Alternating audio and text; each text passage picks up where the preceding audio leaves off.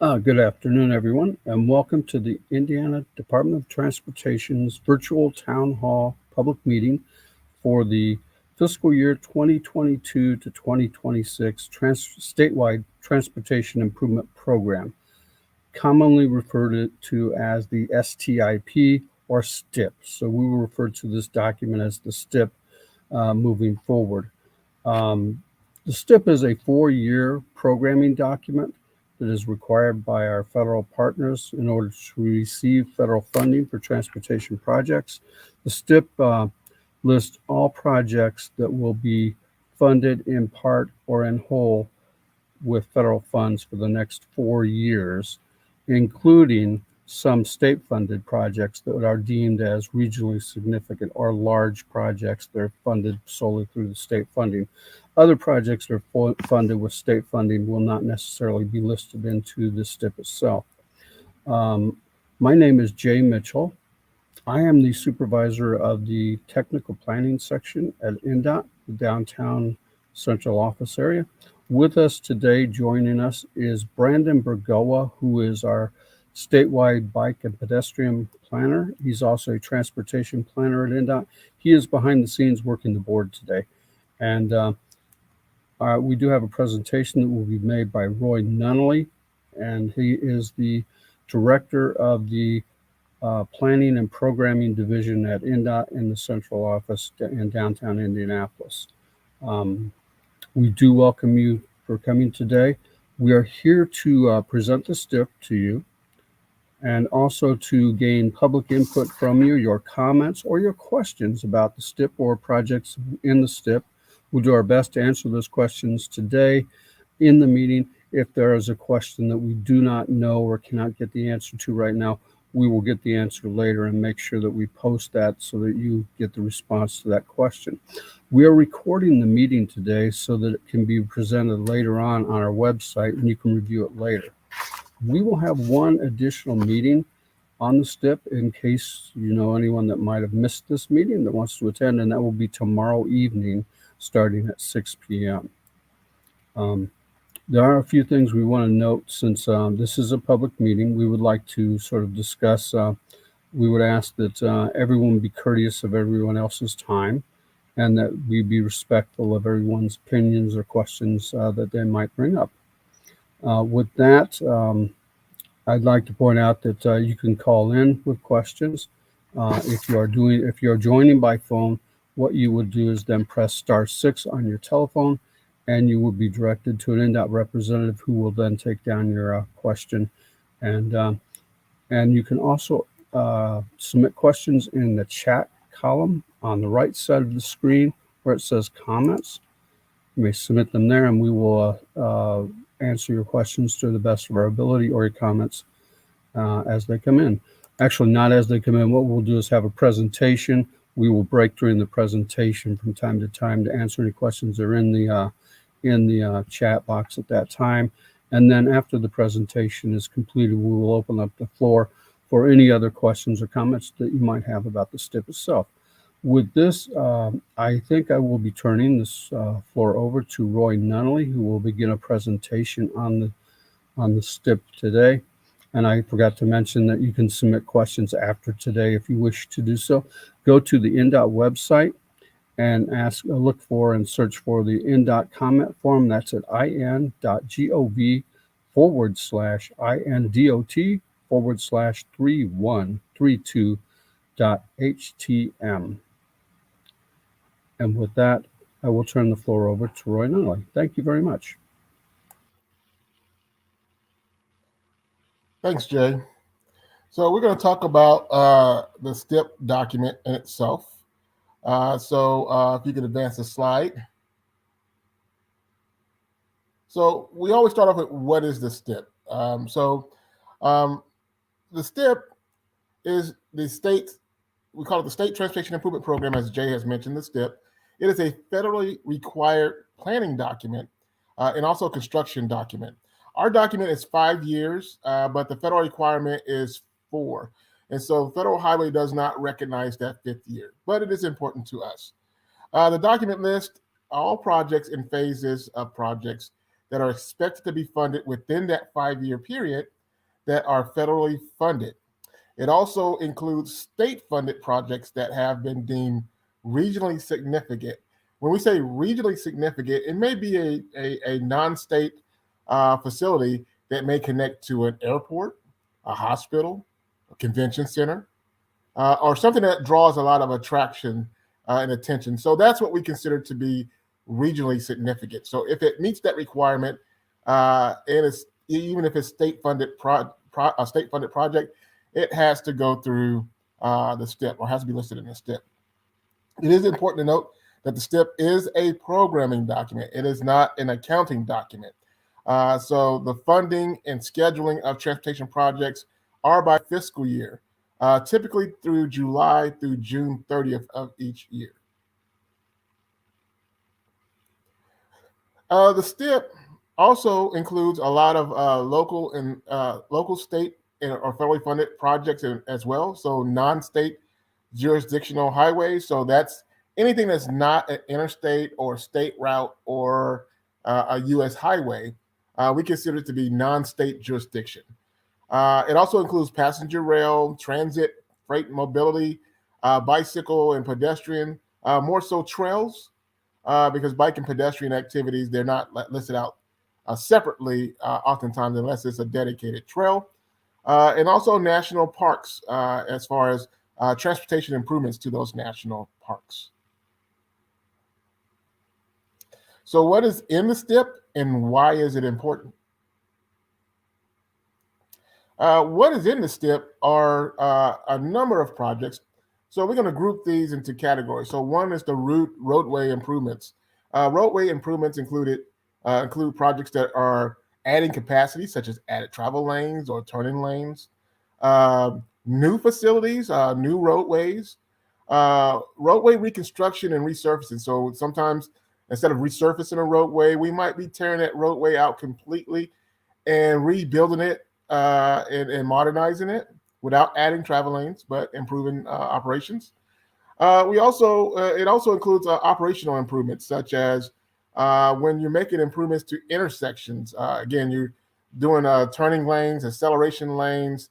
You might be modernizing the traffic signals, adding smart systems. We call it the intelligent transportation systems, when we're putting in dynamic messaging signs and sensors into the roadway, so that you're getting communication if there's congestions or road closures and things of that nature. It also includes projects that we consider to be complete streets, or if we're putting it on the roadway on a diet. When we say road diets, you might have a 5-lane facility, a roadway facility that is no longer used to that degree. For example, the roadway was designed 25 years ago when there was major industries and things of that nature, but now things have changed quite a bit and the land use have changed. So there's no longer that high demand for volume. And so in some cases, there might be more residents that live in the area. So then we could take that roadway and reuse that capacity.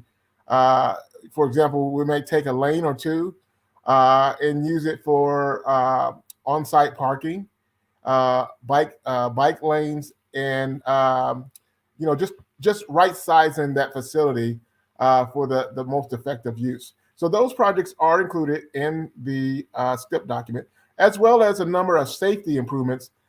Safety improvements is a large net that can cover everything from pedestrian sidewalks, crosswalks, ramps, railroad crossings, addressing geometric deficiencies, which means that there's some curve or some feature in the roadway that does not allow the driver or the user to respond quick enough or see what's around a curve or what's on the other side of a hill. So we like to correct that as well as slide corrections. Those are included as well. Also included are bridge improvements. So these are new bridge structures, rehabilitation of some of our bridges. So we're maybe redecking it or reconstructing it. And then also there are projects in there, and they may not be listed specifically as projects, but they may be listed in groups. It may say various. For example, bridge inspections, they may have bridge inspections for the entire county or region. Same thing with bridge painting. We're not going to put just one bridge that we are painting. When we often sign a contract, it's a contract for multi-bridges within a specific area. And also debris removal. So sometimes when there's a waterway, there's debris that may block it and risk water flow impacts that may back up to cause flooding and other issues. So projects that we are removing debris is included, as well as small structures, smaller bridges, culverts, and pipe and pipelinings. Not only just roadway improvements, but we also include non-roadway improvements in our STIP document, from transit and passenger rails that are using federal funds. For example, transit agencies and some of their operations assistants, where they're paying, for the drive-in maintenance and operations of their facilities and equipment.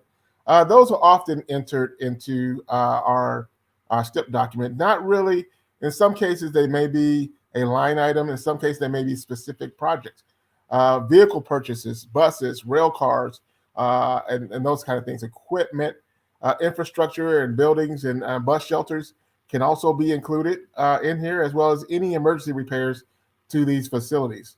It also includes, as we mentioned before, national parks for improvements on a transportation related system, such as trails or dedicated bike and pedestrian facilities.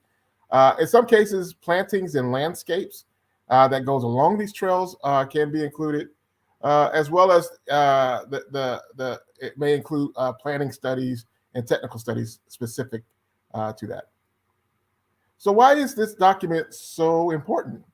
Well, it is a comprehensive list of multimodal projects, programs, and phases in funding types over multiple years. So it's a great document to look to see what is going on with your tax dollars, particularly with your federal tax dollars and some state tax dollars. It is also closely coordinated with our planning partners. So we have metropolitan planning organizations, rural planning organizations, we have districts, we have resource agencies from EPA to the Army Corps of Engineers, transit providers, and others. So this document is used to coordinate with these entities as well as with their planning documents. For example, the MPOs, the Metropolitan Planning Organizations, they have, similar to the STIP, they have the TIP. So the STIP is a statewide transportation improvement program. That's a 5-year program. MPOs have the transportation improvement program, which is more regional. And so some of them may be 4 years, some may be 5 years. But we have to make sure that those documents, as well as our long-range plans, are consistent. So it's very important. And the last important point is that this document is federally required for the continued approval of federal funds. And so that's the reason why the STIP document is extremely important. So we're going to break back out and open it up to questions. So I will turn it back over to Jay. Thank you, Roy. We do see one question in the chat, a comment question. It's from Logan, and the question states, why might bike infrastructure outside of trails not be included in the STIP? You mentioned this, but can you go into more detail? I'll take a stab at this. Bicycle projects generally will show up as on your actual physical facilities as bike lanes on a highway, or in some cases INDOT may build a separate bike path or multi-use path, generally speaking. And the multi-use paths are generally included within projects themselves, such as, and same thing goes with some of the resurfacing projects, where during the resurfacing project, as we develop the scope for that project, we see that there is a need for some additional bike facilities or a bike lane on that particular route within a city, generally speaking. And then we would probably decide during the environmental phase that will be a good thing to put in there, that we would then proceed with that. But it may not show up in the STIP, because you'll probably see a project in the STIP that says either reconstruction of the roadway or a resurfacing of the roadway. So those are items that are in the STIP, but they are sort of embedded within other projects within the STIP. Bike paths or multi-use paths, they usually, if we are building them as part of our program, they'll show up as a separate standalone project. Most recently, the one that I can think of and remember, it's already open to traffic now, is one on US 150 in Vigo County. That particular project was a standalone project, about 1.5 miles of a multi-use path on 150 in Vigo County that was done. There was another one done in the north. Those are not as frequent as the other improvements to the facilities where we would put a bike lane in. You will also see these showing up, bike facilities and improvements for bicyclists on what is commonly known as road diets. That's where we might take a 4-lane facility where we see that the need for the 4 lanes no longer exists to the level it once did. And what we might do is make that facility more efficient by turning it into a 2-lane roadway with a center turn lane dedicated for turning. And then that leaves us space to then put in dedicated bike lanes on either side of the roadway. So that's why you may not necessarily see them separate in the STIP itself. With regard to trails, a lot of the times you won't see trail funding listed in the STIP. And the reason for that now is almost all of our trail funding that is funded through DNR is no longer using federal funds. We have switched those funds out with state funding, which provides more flexibility to DNR and to its recipients to build trails. So that those will no longer show up in the STIP itself. I hope that answers your question.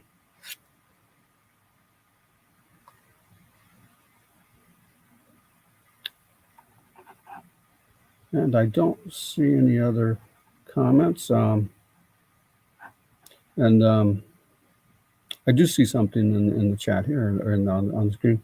How is it determined what projects are part of the STIP and what projects are not?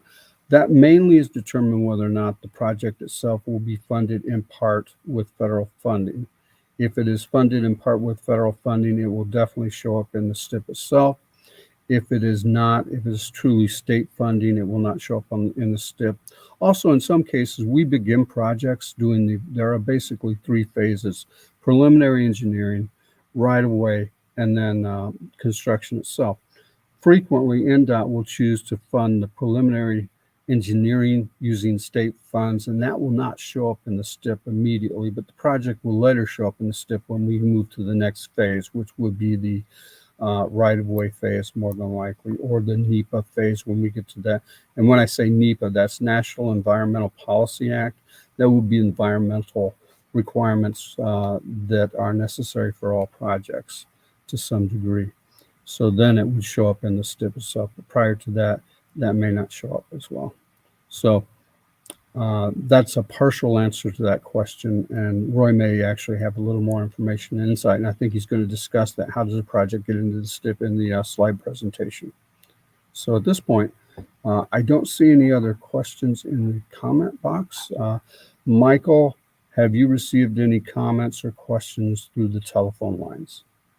And you can just type in your answer, and if I don't hear from you, I will turn the floor back over to Roy to move forward with his next series of the presentation. Roy, it's yours. All right, thanks, Jay. So next we're going to talk about how the STIP is developed. So our STIP document is developed on a 2-year cycle, and it's amended monthly. Now this year is particularly different. We kicked off last year, typically every 2 years, started last spring. However, due to the number of comments received, we had a number of things that we needed to address in the document. So we delayed the submittal and made those corrections, and it kind of started the process again. And so this year, we're we're behind, but typically on a 2-year cycle, the STIP is updated.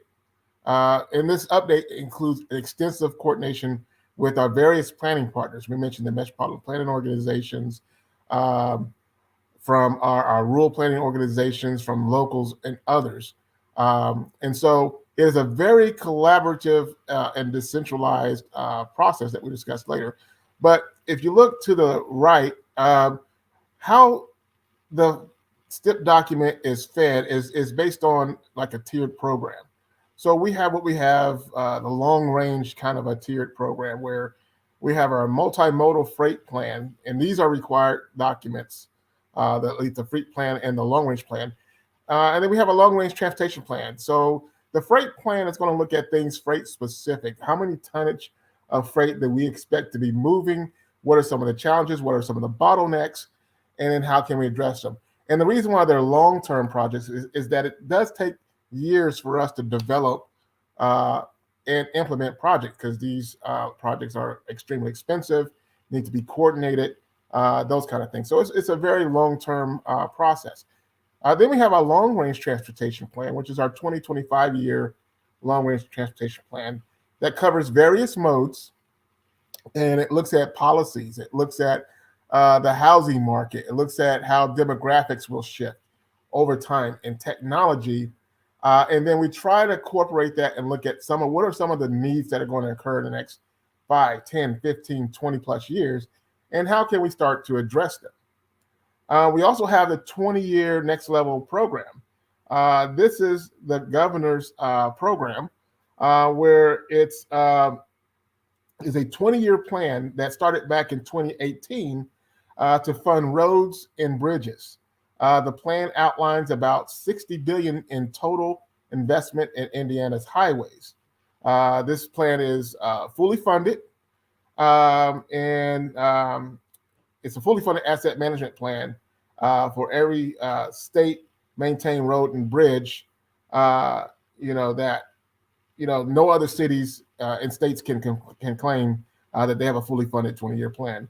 And also within this plan, Indiana cities and towns and counties benefit from an additional $342 million annually for local roads by 2024. So you have the long range, plan that feeds into the next tier, which is our 10-year window, where we have asset management plan. So a lot of the asset management plan, we're looking at models to determine what are some of the deficiencies, what are some of the needs. When do we think a bridge is going to need to be redecked or replaced? When do we think the roadway will need to be reconstructed? And so we have that plan in place so that we can start getting all the funds together and also tying in some of the performance metrics of where we want to be in the next 10, 15, 20 years. Then we have the strategic asset management plan, and that one just really looks at, what resources, what equipment, what policies are needed so that we can make sure that we are sustainable. And all that feeds in to the 5-year construction plan. And in our case, which is our same as our STIP for the most part. So the question was asked, how do projects get determined? And then why are some projects not shown, particularly some bike and pedestrian facilities? One, as Jay had mentioned, it's determined on the funding. So if it's a federal funded source, that's going to be in the STIP. If it's 100% regional significant, that will be in the STIP. But some projects may not be in there. They may be a study. They may be preliminary engineering at a certain level, or just using mostly local funds or some local program. So those won't show up in our document. The approach to developing a STIP is very collaborative. And we have both a decentralized and centralized approach to programming. So starting off with the centralized or decentralized approach. So we have regional planning coordination meetings every spring, late winter to spring, where we meet with our various partners at the district levels, at the INDOT internal level, our MPOs and regional planning organizations, RPOs. And we discuss everything from deficiencies to needs to traffic growth, all types of things, land use changes, and safety issues, and we try to determine what are some of the needs. So they identify needs in these meetings. We also have an open call for project that opens up in, I believe it's July every year, and it closes out in January. So this is also a process. So right now, it's usually that fifth year that feeds into our STIP document. So right now, the last year's was 2027 was the year that we were doing. So that will be what we'll be focused on this year, and then also next year, fiscal year 28. So a fiscal year, right now we're in fiscal year 22. Fiscal year 23 starts in June or July. And so right now we're on fiscal year 22. But we're working on projects for fiscal year 28, this go call round. And so when we say we have a decentralized, so we have the districts manage the call for projects every year. The districts take all the projects, the needs, and then within the 5-year time frame, they identify what those needs are, and they basically prioritize and rank them. Once they prioritize and rank them, the districts send these projects off to a central team. And we have 4 central teams. We have a bridge asset management team, a roadway asset management team that deals with everything from pavement reconstruction to rock slides and those type of activities. Then we have the mobility asset teams. And the mobility asset teams, they deal with the added travel lanes and also operational improvements such as signalization, modernized signalizations, intelligent transportation systems, those kind of activities. Also bike and pedestrians. And then the last but not least asset team, it will be the safety. And this is a catch-all because safety can be everything from road reconstruction to improve safety to address geometric deficiencies or curves or hilly terrains. It also deals with bike and pedestrian. It also deals with all types of lighting, all types of other issues that affect public safety. And so those group, the districts send their prioritized ranking based on priorities of their districts. These groups prioritize these projects based on statewide metrics, so statewide needs. So that's their look. And these groups are made up of district engineers, central office engineers, planners, finance, and several other cross-sectional members of the team. And they basically are driven by what we call the program management group. And the program management groups are made of high-level directors and experts. And their job is basically to oversee the project development process.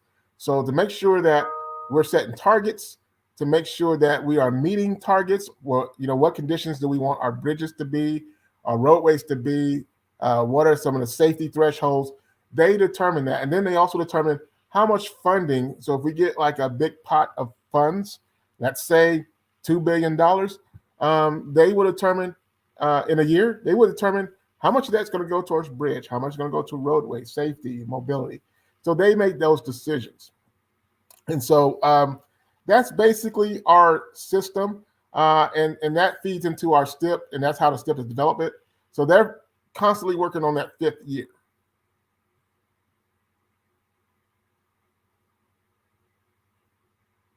Next slide, please. Typically, when we're developing a STIP, we say every 2 years, there's a 2-year cycle. The STIP takes literally almost 9 months to develop. It's a very collaborative effort where we're looking at project listings throughout. And so that's kind of one of the dynamics. Projects are constantly changing. We're constantly coordinating with the MPOs, the Metropolitan Planning Organizations, and their documents, we call the Transportation Improvement Program tips, to make sure that they're consistent. So it's kind of a moving target at times, so it takes a lot of time. And then we spend a few months developing targets, creating verbiage for the document, and also we get iterative funding. So we just don't get a pot of money, but it's very iterative. As if we spend this much money on bridges and roadway, do we meet our performance targets? So it's very iterative. Typically, we have 45-day comment period with our developed document. This year, we probably had a total of 90 days because we went back out. We did another full 45 days and then plus this 15-day comment period. So we're looking at about 105 days total this year. But typically, it's 45 days of comments, of virtual meetings, and revisions to the document. And once we get that document to the point where we can get a final draft to Federal Highway, we send that to them, and then they approve it. So who's involved in the development of the STIP? You are.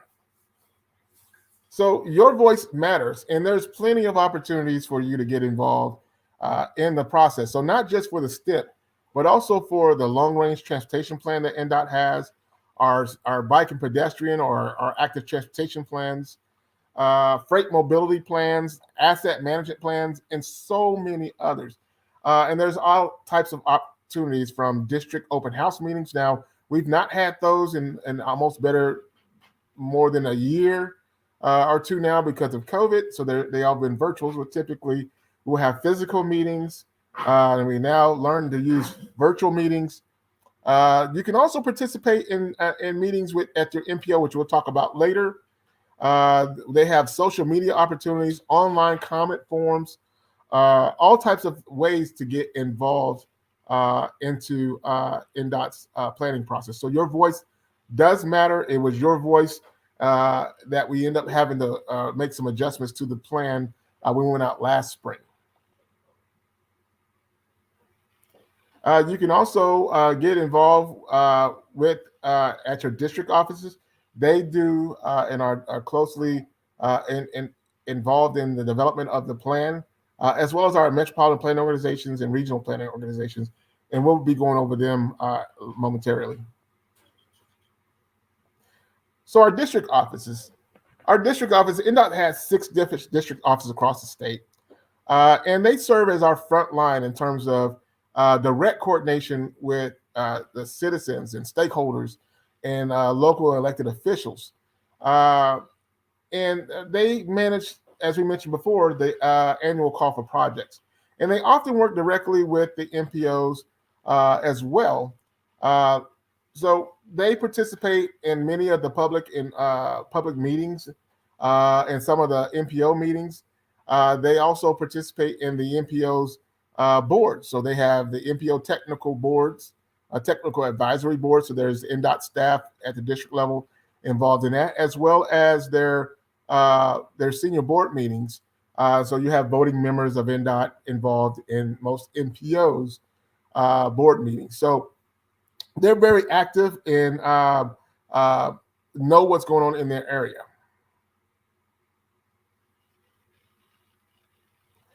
This is just a slide that kind of shows you how to get in contact with your respective districts. The best way is just to call customer service. That's number is 1-855 INDOT for you. That's INDOT. The number 4, the letter U. And you can submit comments that way, and it will get to the districts, the appropriate districts, or you can contact your districts directly. And we have addresses here. They are available on our line as well, and then also email links.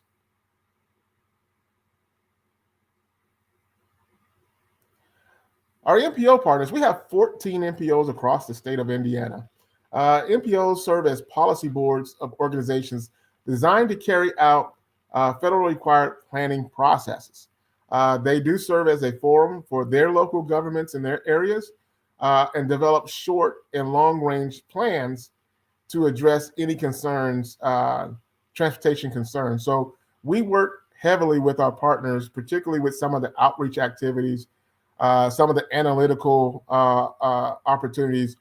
They do a lot of detailed analysis for their areas. They know their areas. They know their customers and the citizens. So we really rely on them quite a bit. They also facilitate board and technical meetings, which is open to the public. So Some have monthly meetings, some have every other month, some have quarterly. But there's opportunities for the public to be involved and engaged in those meetings. And what comes out of those meetings comes back into the STIP as well. So they serve as the primary source of local and regional public input to stakeholders in their areas. And if you want more information, you can go to www.indianampo.com, and that'll take you to all the MPO websites. RPOs are what we call regional planning organizations. Similar to MPOs, we have about 15 across the state, and they carry out transportation planning processes, not for large metropolitan area, but for the smaller non-metropolitan urban and rural areas. They also provide direct district support and for statewide planning. They do coordinate with their local planning offices, land use, and economic development corporations. So they do have a true pulse on what's going on in their regions, particularly in some of the rural areas. They can help develop and review local thoroughfare plans that are most specific. They participate in providing input into the annual call process, getting our annual regional planning coordination meetings that we have every late winter to spring. You know, they are directly involved in that. And if you want more information on the rural planning organizations across the state, you can go to www.iarc.cc.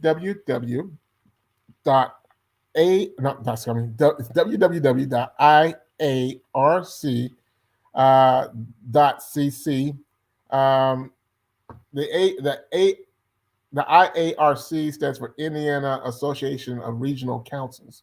So you can find a lot of great information regarding the RPOs from that site. So now we're going to open back up to questions. So I will hand it back over to Jay Mitchell. Thank you, Roy. I appreciate it. We don't have a lot of questions in the box right now, but we do have one and a few comments. Karen would like to know when the next long-range plan will launch, and is it multimodal? I will answer the second part of that first. And yes, it is multimodal, and it will be multimodal. In addition, probably some modes of transportation that we have not really seen in the past as much that are starting to develop, that we at INDOT and our MPO planning partners are trying to get a handle on. What does this mean for us? What's the impact of this particular form of transportation, and how should we react and plan for the future?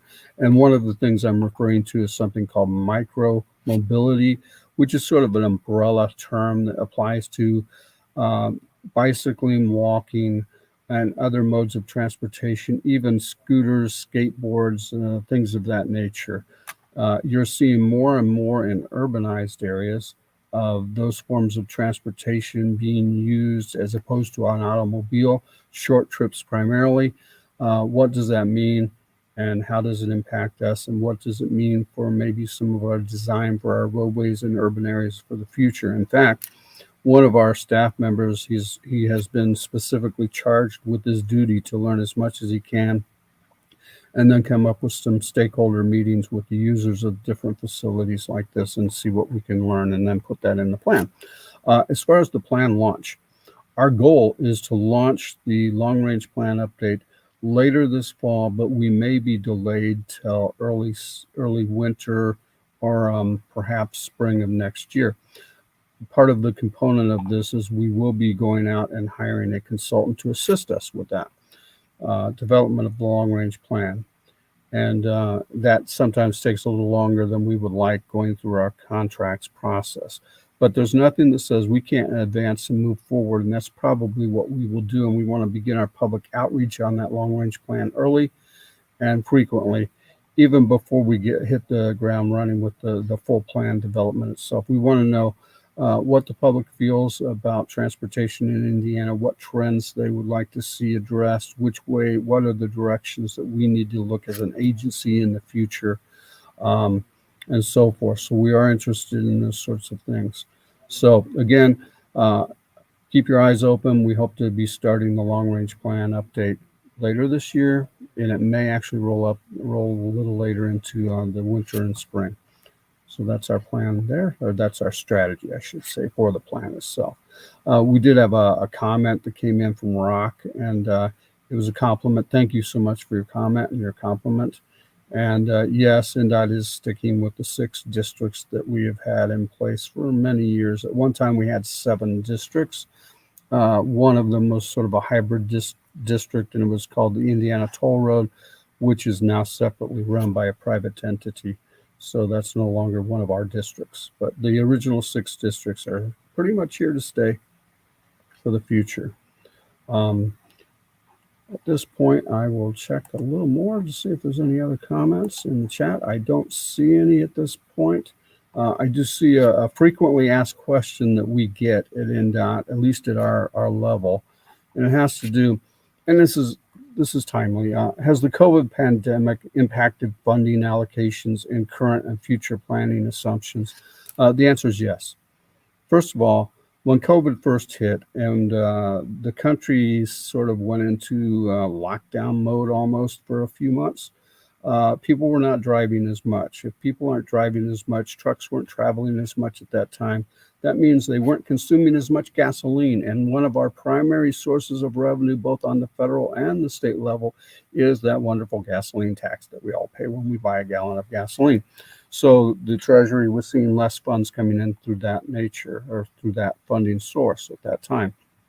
I am pleased to report that vehicle miles traveled, or our counts, are moving upward, and much of the lost transportation we had before has been restored. I think we're about 84 to 94% of pre-COVID levels. On some of our roadways, we're actually beyond maybe even 100, 110%. So traffic is coming back, congestion's coming back, people are buying fuel again, and we are seeing more money coming into the coffers in that area. In addition to that, you may have been paying attention to our Congress, which has had some stimulus bills that they passed recently, and that has allowed us to, at the state level, recoup some of the money that would have been lost through the COVID, fewer people buying gasoline. So there has been additional funding come in. Part of that is reflected in the Stip currently.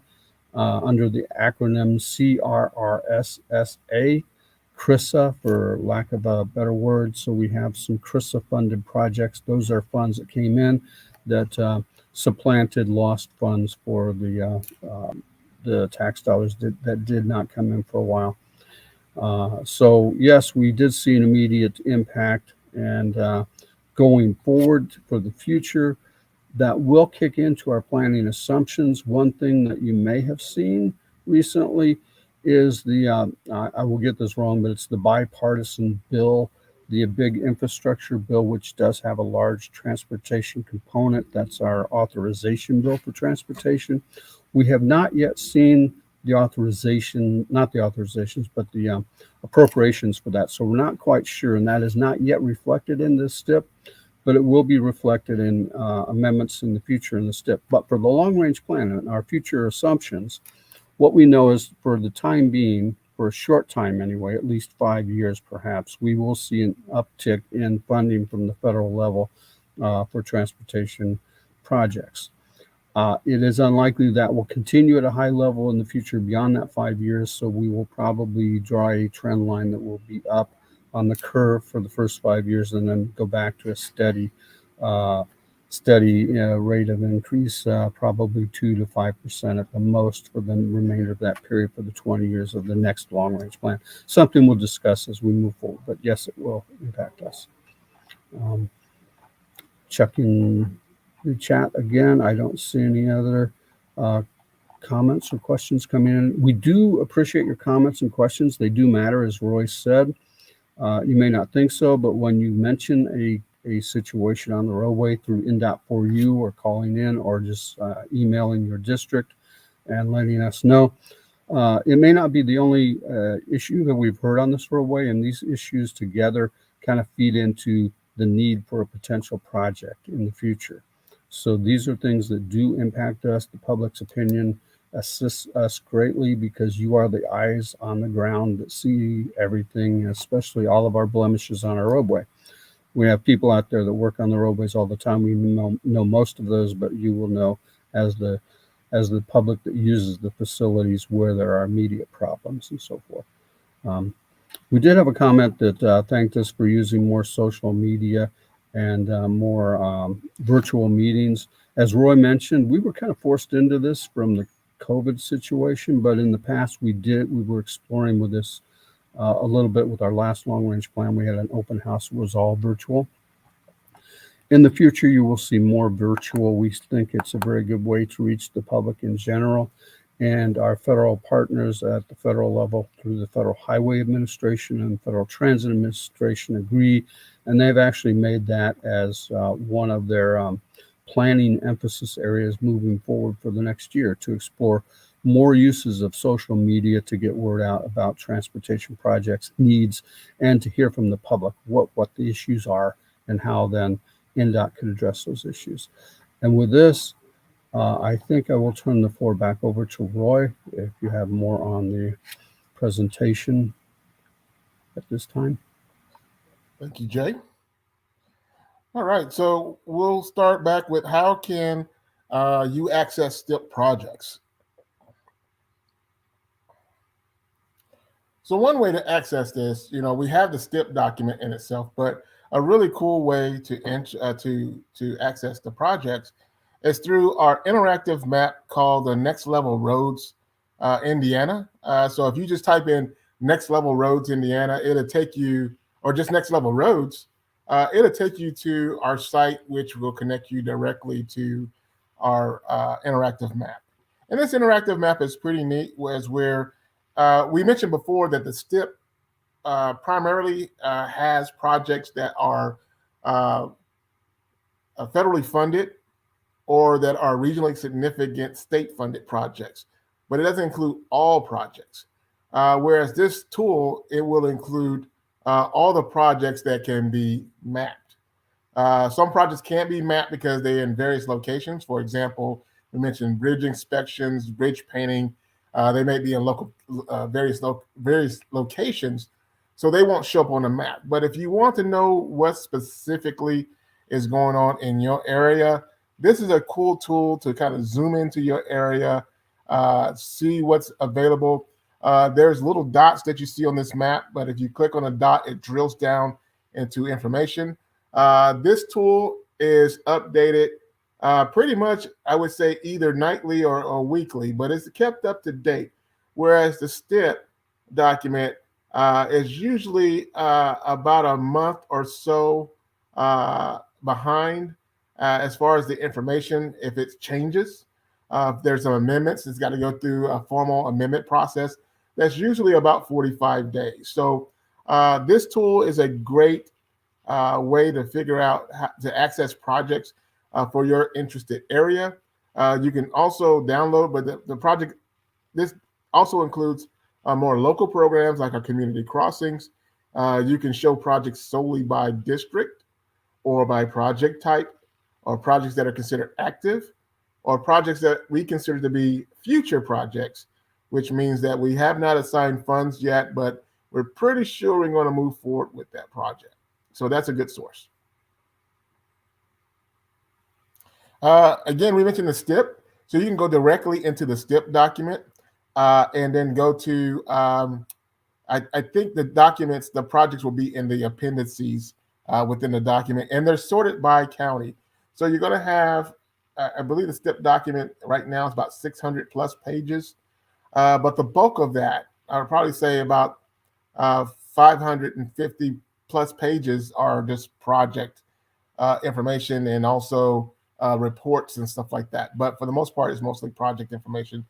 Again, sorted by county, but also, as you can see in this listing, that it has information from the federal category, the federal funded categories, has information about what fiscal year will that occur, and what phase, whether it's a right-of-way, construction, or preliminary engineering. All that information is in there. So it's going to include projects that are federally funded or state-funded, regionally significant. And you can get access to that on our website at in.gov backslash INDOT, INDOT backslash 3132.htm. I don't typically remember that, so I just type in INDOT Stip, and it takes me to the website, and I look for the most current Stip document. That's the easiest way I do it, through a search engine, even when I'm at the job. So that's a good way to access the projects. How can you provide input to our process? So we always encourage you to get involved. There's plenty of opportunities where you can attend public meetings, virtual meetings. Again, this go around the last 2 years, we've not had public meetings, but physical public meetings, but we've had, so far, we're going to have 10 virtual meetings with this document. So that's pretty nice. You can also connect with the MPOs. Again, the MPOs have routine board meetings that you can participate in and provide input. They do a great job of documenting input from citizens, from local officials, and what have you. And they will make sure that gets to our district counterparts, and also when we do our regional coordination meetings, they pass that information off to us. You can also sign up for emails for communications regarding the STIP. So you can go to our what we call the Gov delivery email sign up. You can go there by going to www.indot.gov/INDOT/3074.htm. You can also share your thoughts regarding the STIP on the comment form that is online. Again, in.gov/INDOT/3132.htm. You can also email the program coordinator at draftstip@indot.in.gov. You can also mail it to us. And I'm not going to quote off that address, but if you go to, again, our STIP website, you'll find the comment form, you'll find the email source, you'll find the mail address. And just for general questions, we have what we call INDOT for you. And that one, you can call for anything. One of the cool parts with INDOT for you, that a lot of times people don't realize what's an INDOT project and what's not. We had a lot of snow in central Indiana, and I was, shoveling, and one of my neighbors like, "What do you do?" And I'm like, "I work for the DOT." And he was like, "Oh man, why don't you get them to come and plow our snow?" And it's like, well, this is a local street. So we do state, interstates and U.S. highways. So the cool part with this is that oftentimes the public don't know, and nor do they care. They just want a problem to be addressed. And so with INDOT for you, if it's not on our system, they can direct you to the appropriate entity that can address your question. But also, it's a one-stop shop. So if you have questions, whether it's a STIP question, a long-range plan, or a pothole, or some other need, if you call that number, they do a really good job of making sure it gets to the right person and that an answer is generated or some response. So that's INDOT, the number 4, the letter U.com. Or you can dial our number. There's one flashing at the bottom here, but I'm going to say it for those that are on the phone line. That's 1-855 INDOT, the number 4, the letter U. So if you contact that, you'll get those services, and it'll be statewide. So they'll get it to the right persons within our agency. With that, well, I am going to press a little bit on further because there's one last slide. Then we can answer questions at the end. So we're going to have to kind of chop it up. So we do have an online summary comment form that's going to be after today. It's online now, so you can go to in.gov/INDOT/3132.htm. You get in contact with our online Stip comment form. And then the next slide. Again, we've had 10, this will be 10 virtual meetings tomorrow. So we had 4 meetings in April of last year, 4 meetings in December of last year, or recently. And then we have 2 meetings this month. Today is the first of that meeting in February. Tomorrow, we have another meeting at 9 o'clock or 6 o'clock. So if you really have some others that you want to be heard or want to participate, please make sure you forward that to them. These meetings are being recorded and have been recorded, and they are available online. So you can look at previous meetings, presentations. If you go to www.indot.gov/indot/4084.htm, it will take you to where these sites, where these recordings are held. And so we'll go from there. So with that, we are opening up to questions.